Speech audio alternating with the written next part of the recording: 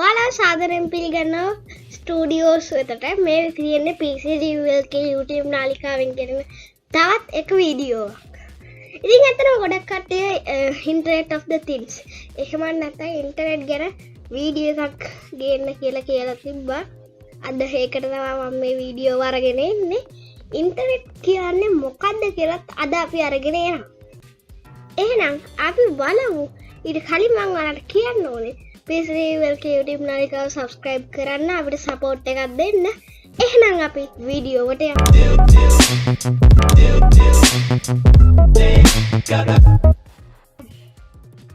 හොඳයි, මුලින්ම අපි ඉන්ටර්නෙට් කියන එක ගැන ටිකක් ඔයාලට ලේසි වෙන විදිහට කතා කරලා බලමු. ඉන්ටර්නෙට් කියද්දී ඔයා හිතන්න මෙතන මගේ ලැප්ටොප් එක තියෙනවා. ඔන්න දැන් මෙතන තවත් ලැප්ටොප් එකක් තියෙනවා. මේ දෙක එකට කනෙක්ට් කරලා තියෙනවා. එතකොට මේ දෙක සමහර විට කනෙක්ට් වෙලා තියෙන්නේ ඉන්ටර්නෙට් එක හරහා වෙන්න පුළුවන්. උදාහරණයක් විදියට ඔයා මේ වෙනකොට ටීවී එකේ මොනවා හරි ඔයාගේ වීඩියෝස් බලනවා. එතකොට ඒක ලැප්ටොප් එක හරහා වීඩියෝ එක ටීවී එකට වයර්ලෙස්ලි යවනවා. එතකොට අනිවාර්යයෙන්ම ඔයාගේ ඉන්ටර්නෙට් කනෙක්ෂන් එක තියෙන්න ඕනේ ඒක වයර්ලෙස්ලි යවන්න. ඉන්ටර්නෙට් කපන්න නෙවෙයි, ඉන්ටර්නෙට් හරහා තමයි සමගතාව තියාගන්න. ඔයත් එක්ක කරලා බලන්න ටීවී එකට ලැප්ටොප් එක හරහා වීඩියෝ එකක් වයර්ලෙස්ලි පෙන්නද්දි අනිවාර්යෙන් නෙට්වර්ක් එක කනෙක්ට් කරලා තියන්න ඕනේ. හොඳයි. දැන් මම අර කලින් මෙතන තියෙන තව ලැප්ටොප් එකක් තව ලැප්ටොප් එක. මේ දෙක එකට කනෙක්ට් කරාම මේකත් කනෙක්ටිවිටි එක ඉන්ටර්නෙට් එක්ක සම්බන්ධ දෙයක්. දැන් තව මොනිටර් එකක් තියෙනවා. ඒකත් අපි මේකට දැම්මොත් ඔන්න මේ හැම එකම ඉන්ටර්නෙට් හරහා තමයි කනෙක්ට් වෙලා තියෙන්නේ. ඉන්ටර්නෙට් එක හරහා කනෙක්ට් කරලා තියෙනවා. ඔන්න දැන් මෙතන ස්මාර්ට්ෆෝන් එකක් තියෙනවා කිව්වොත් ඔයාට පුළුවන් ඒකත් කනෙක්ට් කරන්න. එතකොට ඒකට කනෙක්ට් කරන් පස්සේ වයර්ලෙස්ලි ඉන්ටර්නෙට් හරහා තමයි කනෙක්ට් වෙන්නේ. දැන් ඔයාලට තේරෙනවද මේ ඉන්ටර්නෙට් of the things ගැන? අපි ඉන්ටර්නෙට් ගැන කතා කරපු එක මම එකපාරටම බ්‍රේක් කරනවා. ඔයාලට කලින් ඇහුණු ශබ්ද සහ දැන් ඇහෙනවා නිකන් වැහි පොද වගේ වැටෙන ඇති ශබ්දයක්. ඒක තමයි මේ හරියට දැන් වහිනවා. ඒක ගණන් ගන්න නැතුව අපි අපේ වීඩියෝව කරගෙන යමු. හොඳයි. මුලින්ම අපි නෙට්වර්ක් ගැන කතා කරගෙන අන්තර්ජාලය හරහා ඔයාට ඕනෙම ඩිවයිස් එක කනෙක්ට් කරන්න පුළුවන්. ඉන්ටර්නෙට් එකක් ඇතුලේ iCloud එකක් iCloud එකක් කියන්න පුළුවන් cloud එකක් තියෙන්න පුළුවන් මේ සමහර ඩිවයිස් වලට. එතකොට මේක දැන් සාමාන්‍යයෙන් ලැප්ටොප් එකක් ඔයාගේ ටීවී එකට කනෙක්ට් කරනකොටත් මේ වගේම දෙයක් තමයි සිද්ධ වෙන්නේ. ටීවී එකට වයර්ලෙස්ලි ලැප්ටොප් එක හරහා නිකන් ඔයාගේ ලැප්ටොප් එකේ ස්ක්‍රීන් එකවත් වීඩියෝ එකක්වත් ෂෙයා කරන්න බෑ. ඉන්ටර්නෙට් එකත් හරහා එකතු වෙලා තමයි මේක කරන්න පුළුවන් වෙන්නේ. අන්න ඒක තමයි මේ ඉන්ටර්නෙට් වල තියෙන ප්‍රධානම දේ. ඔයාගේ ලැප්ටොප් එක, ෆෝන් එක හරහා ඕනම ඩිවයිස් එකක් හරහා ඔයාගේ තවත් ඩිවයිස් එකකට අවුට්පුට් එකක් හරි මොකක් හරි දෙයක් දෙනවා නම් ගොඩක් මොදවට අපි හිතමු ෆෝන් එකේ ස්ක්‍රීන් එක ඔයා ටීවී එකට දානවා නම් එතකොට ගොඩක්ම දුරට මේ ඉන්ටර්නෙට් කියන එක අවශ්‍ය වෙනවා. ඉතින් මම මේ ඔයාලට පේනවා ඇති චුට්ටක් අපේ වීඩියෝ වලට කරදරයි මේ ගොරවනවා වගේ ප්‍රශ්න තියෙනවා. හොඳයි. දැන් මම කියලා දුන්නානේ පැහැදිලිවම ඉන්ටර්නෙට් කියන්නේ මොකක්ද කියලා. ඇයි ඔයාට ඉන්ටර්නෙට් ඕනේ වෙන්නේ කියලා. ඒ වගේම අල්ලන්නවා දැන් ඉන්ටර්නෙට් කියදී අපි වෙබ් බ්‍රවුසර් එකකට යන්න. Firefox, Google, Opera, එතකොට අපි තාම බැලුවොත් Internet Explorer. මම තව එච්චරයි දන්නේ. ඒ වෙබ්සයිට්ස් වලට යන්නත් ඉන්ටර්නෙට් ඕනේ. ඉන්ටර්නෙට් කියන්නේ දැන් අපිට දැන් ඔයාගේ ලයිබ්‍රරි එක, ඔයාගේ ස්කෝල් ලයිබ්‍රරි එකේ, ඔයාගේ ගෙදර, ඔයාගේ ඔෆිස් එකේ හැමතැනම මේ විදිහට ඉන්ටර්නෙට් එකක් තියෙනවා. හේතුව සමහර විට ඉකෝසිස්ටම් එකක් කියලා කියනවා, ස්මාර්ට් ඉකෝසිස්ටම් එකක්. උදාහරණයක් විදිහට ඔයාගේ ඩ්‍රීම් ඩෙස්ක් සෙටප් එකේ ස්මාර්ට්ෆෝන් එකකුයි, ලැප්ටොප් එකකුයි, මොනිටර් එකකුයි තියෙනවා කියලා හිතන්න. මේ තුනම එකට කනෙක්ට් කරලා නම් තියෙන්නේ මේවත් ඉන්ටර්නෙට් හරහා තමයි කනෙක්ට් කරන්න ඕනේ වයර්ලෙස්ලි.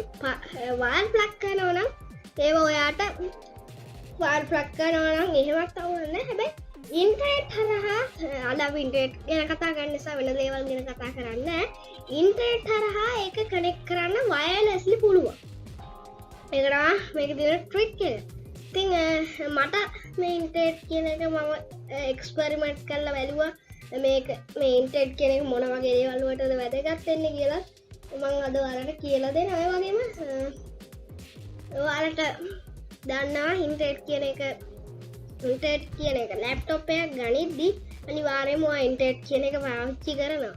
ඉතින් ඒ වගේ දේවල් පාවිච්චි කරනවා. ඒ වගේම ඔයාලා හොඳට මතක තියාගන්න ඕනේ ඉන්ටර්නෙට් කියන්නේ දැන් ගොඩක් කට්ටිය පටලව ගන්නවා නෙට්වර්ක් කියන එකයි ඉන්ටර්නෙට් කියන එකයි.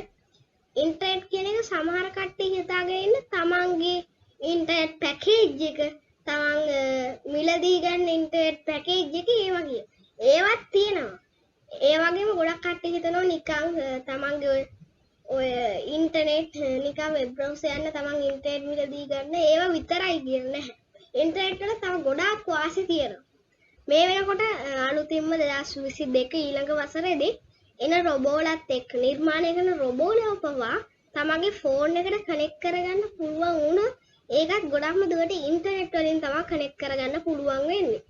විශේෂ වශයෙන්ම 2020 2019 වගේ ප්‍රසිද්ධම වෙච්ච රොබෝ කෙනෙක් කරන වෙක්ටර් කියන රොබෝවත් ෆෝන් එකට කනෙක්ට් කරන්නේ ඉන්ටර්නෙට් එකක් හරහා. ඒ වෙක්ටර් රොබෝට්ගේ ක්ලවුඩ් එකක් ඉන්ටර්නෙට් හරහා තියෙනවා. ඉතින් ඊළඟට දැන් ඔයාලා ගොඩක් තේරෙනවා ඇති මේ ඉන්ටර්නෙට් කියන එක ගැන දැන් ටිකක් රසවත් වීගන්නේ අපිට උනත් මේ ඉන්ටර්නෙට් හරහා අපේ තියෙන ගෙදර ඩිවයිස් කනෙක්ට් කරන්න පුළුවන් හැකියාව තියෙනවා ඒක ලේසි ඒ කියන්නේ ඉන්ටර්නෙට් පාවිච්චි කරලා ලේසියෙන් කරගන්නත් පුළුවන් ඔයා ඔරුවට ඔයාගේ ලැප්ටොප් එක අරගෙන ඒකෙන් මිරර් කරන්න ටීවී එකට ස්ක්‍රීන් ගන්න ප්ලග් ගහන්න ඔය වගේ දේවල් කරන්න ඕනේ ඉන්ටර්නෙට් ඔෆ් ද තින්ග්ස් ඒ වගේ ඉන්ටර්නෙට් කියන තාක්ෂණය දාගෙන ඉන්ටර්නෙට් හරහා ඔයාගේ ලැප්ටොප් එකේ ඉඳලා ඩිවයිස් ඕනි ඩිවයිස් එකකට ඔයාට මිරර් කරන්න පුළුවන්. දැන් මේ මිරර් කරන එක විතරක් නෙවෙයි ඉන්ටර්නෙට් හරහා ක්ලවුඩ්ස් ගණනාවක් සේව් වෙලා තියෙනවා. හොඳයි චුට්ටක් විතර වොයිස් එක නැවතුවා හේතුවක් තියෙනවා. දැන් අපි ඉන්ටර්නෙට් ගැන සම්පූර්ණයෙන්ම කතා කරලා ඉවරයි. හරියටම අද වීඩියෝ එක විනාඩි 10ක අපි ඉවරයක් කරමු. නැත්නම් අපිට මගේ අනිත් වීඩියෝස් නම් ගොඩක් වෙලා යනවා. අද අපි මේක ඉක්මනටම ඉවරයක් කරමු. හොඳයි මුලින්ම අපි ඊළඟට ඉන්ටර්නෙට් වලින් දැන් ගොඩක්ම දුරට තමන් ලැප්ටොප් එකෙන් ඉන්ටර්නෙට් එකකට කනෙක්ට් කරනවා. උදාහරණයක් විදිහට මම හිතන්නේ ඔයාලට මේ කියන ඒවා සමහර ඒවා පැටලෙන්න පුළුවන්.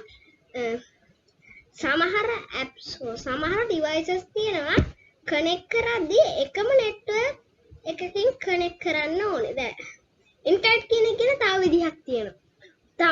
හිතන්න ඔයා අලුතින් ඩිවයිස් එකක් ගැජට් එකක් ගෙනදී ගත්තා කියලා. ඒ ගැජට් එක තමන් ස්මාර්ට්ෆෝන් එකට කනෙක්ට් කරන්නත් ඉන්ටර්නෙට් ඕනේ. එතකොට මේක ඔයාලා ගෙදර තියෙන ඉන්ටර්නෙට් එක නෙවෙයි. මේක හරහා වෙනම මේ ඔයා ගන්න ගැජට් එක හරහා වෙනම ඉන්ටර්නෙට් මේව එකක් තියෙන උදාහරණයක් විදියට ඔය එක එක ගැජට්ස් වල හැම එකේම නෑ. සමහර ගැජට් කනෙක්ට් කරද්දී ඒ ගැජට් එකනම කියලා නෙට්වර්ක් එකක් තියෙනවා. ඒක තමන්ගේ ස්මාර්ට්ෆෝන් එකෙන් කනෙක්ට් කරගන්න ඕන. උදාහරණයක් විදිහට අපේ ගෙදර තියෙන Canon G3010 series printer එකේ printer එක